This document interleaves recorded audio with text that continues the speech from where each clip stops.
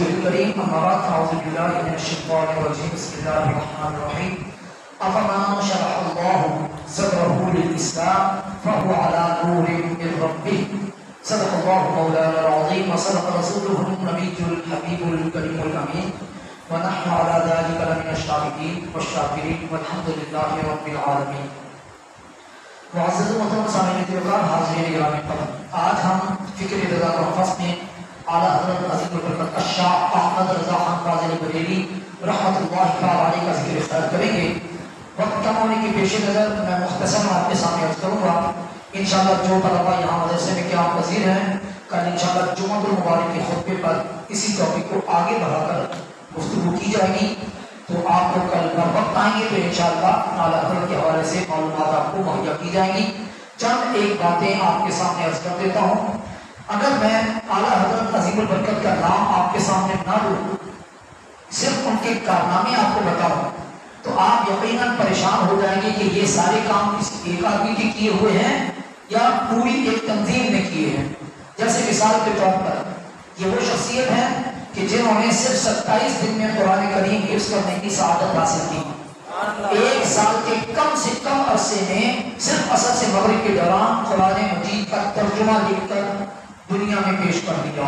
اسی طرح تفسیر قرآن پر بھی آپ نے بے شمار کتابیں لکھی. فتویٰ نویسی شروع کی تو آپ نے 33 جلدوں میں فتاوی حزبیہ لکھی جو کہ آج بھی مارکیٹ میں اویلیبل ہے. اسی طرح جب آپ سے کوئی فتویٰ پوچھا جاتا تو آپ پوری کی پوری کتاب لکھ ڈالتے تھے. آپ مصنف بھی تھے، آپ رائٹر بھی تھے، آپ نے شاعری بھی کی اور ایسی شاعری کی کہ آج 104 سال گزر گئے، آپ کو دنیا سے غیر ہوئی، مگر ابھی تک آپ کی شاعری لوگ سنتے بھی ہیں، پڑھتے بھی ہیں اور سمجھتے بھی ہیں. دنیا کے کونے کونے میں مصطفیٰ جان رحمت علیہ السلام کو سب جانتے ہیں کہ یہ اعلیٰ حضرت کا لکھا ہوا کلام ہے. آپ بہترین حافظ، بہترین قاری، بہترین عالم، بہترین مفسر، بہترین مقرر. اور آج ہم جب بچوں کو اسکول بھیجتے ہیں نا، 16 سال کے بعد وہ ایک ڈگری حاصل کر کے آتے ہیں. یا تو وہ ایم اے انگلش ہوتے ہیں، ایم اے اردو ہوتے ہیں، ایم اے سائنس ہوتے ہیں، ایم اے اسلامیات ہوتے ہیں، ایم اے لیکچرار ہوتے ہیں. ایک ڈگری ان کے پاس ہوتی ہے، یعنی ایک علم ہوتا ہے. اعلیٰ حضرت عظیم البرکت نے 55 علوم پر مہارت تامہ حاصل کی. مطلب یہ کہ آپ نے 55 مرتبہ ایم اے کی ڈگری حاصل کی. اور آج کل کے دور میں ان 55 علوم کو دیکھا جائے تو ایک علم سے دوسرا علم نکلنے کی وجہ سے ان علوم کی تعداد 110 سے بھی زیادہ بن جاتی ہے. یہ ایک ہی شخصیت ہے جنہوں نے یہ سارے کام سر انجام دیے. اعلیٰ حضرت عظیم البرکت نے اتنے کاموں کے ساتھ ساتھ شادی بھی فرمائی، آپ نے حج بھی کیا، آپ نے عمرہ بھی کیا. آپ کی لکھی ہوئی کتابوں کی تعداد 1000 ہے، جن میں سے فتاوی حزبیہ جو 33 جلدوں میں ہے اس کو ایک گنا جائے گا. یہ ایک کتاب ہے فتاوی حزبیہ. اس کے علاوہ آپ نے بے شمار کتابیں لکھی. کچھ کتابوں کا تعارف اگر میں پیش کرنا چاہوں تو کچھ وقت لگے گا، مگر میں آپ کو بتا دوں کہ ابھی میرے خطیب نے حضور نبی کریم علیہ الصلوۃ والتسلیم کے علم غیب کے حوالے سے ایک کتاب کا ذکر کیا. آپ حج پر گئے ہوئے تھے، تو جب حج پر کوئی شخص جاتا ہے تو اس کا دل چاہتا ہے کہ جلد سے جلد حج سے فارغ ہو جاؤ اور مدینہ المنورہ پہنچ جاؤ. جب آپ مدینہ المنورہ جانے کی تیاری کرنے لگے تو ایک خلیل احمد امبیشوی نام کے دیوبندی کی سازش پر اہل مکہ نے آپ سے سوال پوچھ لیا حضور نبی کریم علیہ الصلوۃ والتسلیم کے علم غیب کے حوالے سے. تو آپ نے اس کا جواب عربی زبان میں 8 گھنٹوں کے اندر لکھا، جس کا نام الدورۃ المکیہ بالمادۃ الغیبیہ. اس ٹاپک پر آپ نے 8 گھنٹے میں عربی کی کتاب لکھی اور یہ کتاب سعودی عرب کی لائبریری میں اور عرب ممالک کی لائبریری میں بھی موجود ہے. یہ اعلیٰ حضرت کی صرف 8 گھنٹے کی کتاب ہے، اس سے زیادہ دلائل کسی اور کتاب میں علم غیب کے بارے میں نہیں ملتے. تو اعلیٰ حضرت جب لکھنے پر آتے تو اس طرح لکھتے. اعلیٰ حضرت نے ایک تیمم کے بارے میں کتاب لکھی. کسی نے سوال پوچھا تو کتاب اس کتاب کی الحمدللہ جب جامعہ نظامیہ وزریہ سے اس کو لکھا جانے لگا دوبارہ آسان الفاظ میں، تو اس کے کچھ صفحوں کی پروف ریڈنگ کرنے کی مجھے بھی سعادت حاصل ہوئی. تو وہ کتاب 300 صفحات پر صرف تیمم کے مسئلے پر. تو اعلیٰ حضرت عظیم البرکت جب قلم اٹھاتے تو پھر قلم چلتا ہی چلا جاتا تھا اور آپ کا قلم اتنا شاندار چلتا تھا کہ اس کی مثال دنیا میں کہیں پر بھی نہیں ملتی. اعلیٰ حضرت عظیم البرکت نے والدین کے حقوق کے حوالے سے کتاب لکھی اور اس کا نام رکھا حقوق الاولاد علی الوالد. یہ کتاب اس میں آپ نے انشکر لی ولوالدیک اس کے ترجمے پر 80 مختلف مشاہدات پیش کیے اور زبردست قسم کی شعلہ آواز قسم کی یہ کتاب لکھ ڈالی والدین کے کتنے حقوق ہیں، اور اس میں مختلف دلائل کے ساتھ آپ نے اولاد پر لازم قرار دیا کہ یہ 80 حقوق تم نے والد صاحب کے پورے کرنے ہیں۔ قرآن میں تو صرف اتنا ہے نا انشکری والی والدین، تو آپ نے 80 مشاہدات کہ یہ 80 حقوق ہیں جو اولاد کو پورے کرنے چاہیے اپنے والدین کے۔ آج کل ہم ذرا سی بات سے والد سے ناراض ہو جاتے ہیں کہ جناب میرے والد نے میرے موبائل کا پیکج کروا کے نہیں دیا، یہاں 80 حقوق کی بات آ رہی ہے۔ تو آپ اندازہ لگائیں اعلیٰ حضرت عظیم البرکت کس قدر عظیم شخصیت ہے کہ جس ٹاپک پر بھی لکھنا چاہتے تھے آپ زبردست قسم کا لکھ دیا کرتے ہیں۔ آپ نے ترجمہ قرآن جو لکھا کنز الایمان، جب کوئی ترجمہ لکھتا ہے نا تو اس کے بعد دوسرے لوگ چاہتے ہیں ہم اس سے اچھا لکھیں، تیسرا کہتا میں اس سے اچھا لکھوں۔ اعلیٰ حضرت نے جب ترجمہ لکھا تو اس کے 50 سال کے بعد تک کسی کو ترجمہ قرآن لکھنے کی ضرورت نہ ہوئی۔ جب بھی کسی مولوی سے کہا جاتا ترجمہ لکھو تو وہ کہتے ہیں اعلیٰ حضرت کا ترجمہ موجود ہے، ہمیں لکھنے کی کیا ضرورت ہے۔ تو 50 سال تک کوئی ترجمہ مارکیٹ میں نہیں آیا، بلکہ لوگوں نے اپنے آپ کو مشہور کرنے کے لیے اعلیٰ حضرت کے ترجمے کو اپنی زبان میں کر کے چھاپا۔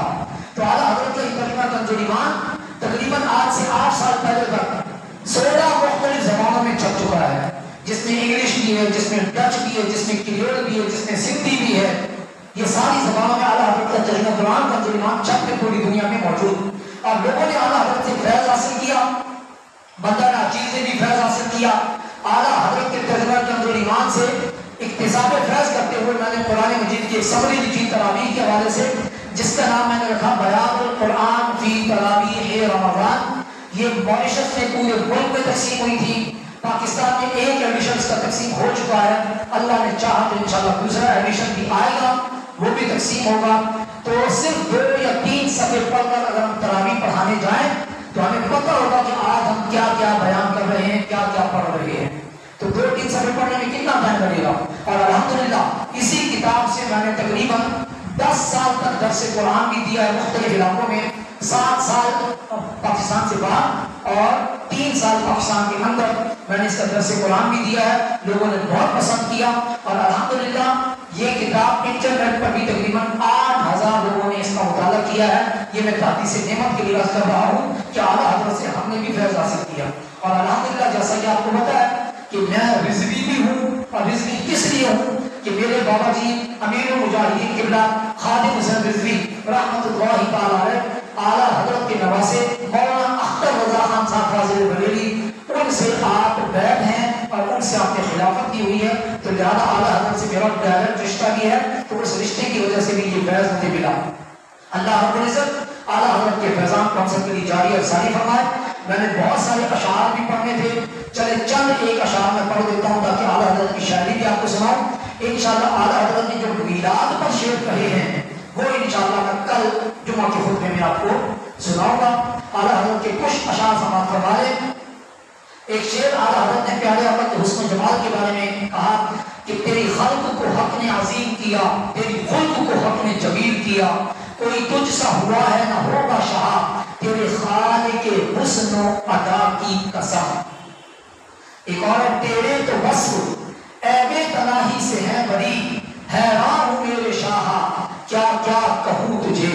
پیارے آقا کے حسن کا تذکرہ یوں کرتے ہیں کہ حسن تیرا سا نہ دیکھا نہ سنا، کہتے ہیں اگلے زمانے والے، حسن بے داغ کے صدقے جاؤں جو دمکتے ہیں دمکنے والے۔ اور پیارے آقا کے حسن کی مثال مختلف زبانوں میں آپ نے اشعار میں یوں کہی، لم یاتی نبیروں کا فی نظر مثل تو نشد پیدا جانا، جب راج کو تاج ترے سرسو ہے تجھ کو شہید کو سرا جانا۔ ایک اور جگہ کہتے ہیں وہ کمال حسن حضور ہے کہ گمان نقص جہاں نہیں، یہی پھول خار سے دور ہے، یہی شمع ہے کہ دھواں نہیں۔ یعنی پیارے آقا کو اگر میں پھول کہوں تو ایسا پھول ہے کہ آپ کے ساتھ کوئی کانٹا نہیں ہے، اور اگر میں آپ کو شمع کہوں تو آپ ایسی شمع ہے کہ آپ کے ساتھ دھواں نہیں ہے۔ اسی طرح پیارے آقا کی محبت ہم قبر میں ساتھ لے کر جائیں گے۔ اعلیٰ حضرت نے کیا فرمائش ظاہر کی، لات میں عشق رخ شاہ کا داغ لے کے چلے، اندھیری رات سنی تھی چراغ لے کے چلے۔ کہ ہم پیارے آقا کا عشق کیوں ساتھ لے کے جا رہے ہیں کہ وہ ایک چراغ ہے، قبر اندھیری ہے تو یہ چراغ ہمارے کام آئے گا۔ اور پیارے آقا کے زمانے کے جو تھے کہتے ہیں رہبر کی رہے نات میں گر حاجت ہو، نقش قدم حضرت حسان بس ہے، یعنی حضرت حسان میرے استاد محترم ہیں۔ اسی طرح اعلیٰ حضرت کی بہت سارے اشعار ہیں، بہرحال میں نے چند ایک آپ کے سامنے پیش کر دیے۔ اعلیٰ حضرت کا جو سلام ہے نا، جس کو قصیدہ سلامیہ کہتے ہیں، مصطفیٰ جان رحمت کے لاکھوں سلام، یہ قصیدہ سلامیہ، اس سلامیہ قصیدے میں پیارے آقا کے اوصاف کو آپ نے ذکر کیا، آپ کے ناخن، انگلی، ناک مبارک، گردان مبارک، لب مبارک، آنکھ مبارک، ایک ایک چیز کا تذکرہ کیا ہے۔ آپ کی انگلی کو چاند کا جو توڑ کر جانے والا ذکر ہے اس کا ذکر کیا ہے۔ برگ انگشت بڑی چمکی تھی، اس پر ایک بات آج تک سرما میں ہے نشان سوختہ۔ اسی طرح حضرت کے کئی نشان ایسے جو آپ کو سمجھانے کے لیے مجھے اس کی تشریح کرنی پڑے گی۔ رخ انور کی تجلی جو کمر نے دیکھی، رہ گیا بوسا دہے نقش کفے پا ہو کر۔ اور یہ چاند اور اس کا آپس میں تقابل ہی پیش کر رہے ہیں۔ ایک اور جگہ کہتے ہیں کہ آپ کے ناخن خود ایک چاند ہیں، عید مشکل کشائی کے چمکے ہلال، ناخنوں کی بشارت پہ لاکھوں سلام۔ یعنی پیارے آقا کے ناخن، جب ناخن کاٹا جاتا ہے تو چاند کی شکل بنتی ہے نا، تو اعلیٰ حضرت فرماتے ہیں کہ میں نے جب آپ کے ناخن کو دیکھا ایسے لگ رہا تھا عید کا چاند نظر آ رہا ہے۔ اور پھر کہتے ہیں کہ اصل چاند تو آپ بھی ہے نا، آپ کہتے ہیں واہ مدینہ اپنی تجلی عطا کر، یہ ڈھلتی چاندنی تو پہر دو پہر کی ہے، کہ یا اے مدینہ، ہم جو چاند آسمان پہ دیکھ رہے ہیں کہ تو ایک دو گھنٹے میں ختم ہو جائے گا، ہم کو مدینے کا چاند دکھا دے جو ہمیشہ سے ہے۔ ایک اور آگے آپ کہتے ہیں کہ خورشید تھا کس زور پر، کیا بڑھ کے چمکا تھا کمر، یعنی کہتے ہیں کہ ہم نے سورج کو دیکھا تو بڑی روشنی تھی، چاند کو دیکھا تو بڑی روشنی تھی، خورشید تھا کس زور پر، کیا بڑھ کے چمکا تھا کمر، بے پردہ جب وہ رخ ہوا، یعنی جب پیارے آقا نے پردہ ہٹا کے سامنے تشریف لایا نا، بے پردہ جب وہ رخ ہوا، یہ بھی نہیں وہ بھی نہیں، یعنی جب پیارے آقا آئے تو چاند بھی بیچارہ ختم ہو گیا، سورج کی روشنی بھی ختم ہو گئی۔ اور اسی طرح آپ کے حسن کا تذکرہ یوں کرتے ہیں کہ حسن یوسف پہ کٹی مصر میں انگشت زنا، سر کٹاتے ہیں تیرے نام پہ مردان عرب۔ یہاں پر چار تقابل پیش کیے گئے ہیں، ایک ہے حسن یوسف، دوسرا ہے کٹی کسی کے کاٹنے سے کٹ گئی، اپنے ہاتھ سے کٹ گئی مصر میں، اور چوتھا تقابل ہے انگشت زنا، یعنی عورتوں کی انگلیاں۔ یہ چار چیزیں، ایک حسن یوسف ہے، ایک کٹنگ ہے، ایک مصر ہے، ایک انگشت زنا، یہ چار۔ اور دوسرے مصر میں ان چار کا مقابلہ پیارے آقا کے سامنے کیسے کر رہے ہیں کہ سر کٹاتے ہیں، وہاں انگلیاں تھیں یہاں سر، وہاں کٹ گئی تھی یہاں کٹاتے ہیں اپنی مرضی سے، تیرے نام پر وہاں حسن یوسف تھا یہاں صرف نام ہے، مردان وہاں عورتیں تھیں یہاں مرد، وہاں مصر تھا یہاں عرب۔ عرب کے لوگ بڑے بہادر ہوتے ہیں، تو کہتے ہیں کہ حسن یوسف میں اگر مصر میں عورتوں کی انگلیاں کٹ گئی تو یہ اگر کمال ہے، تو یہاں عرب کے مرد پیارے آقا کا صرف نام سن کر اپنے سر کٹا دیتے ہیں۔ ایسا ہے پیارے آقا کا نام نامی اس کی گرام۔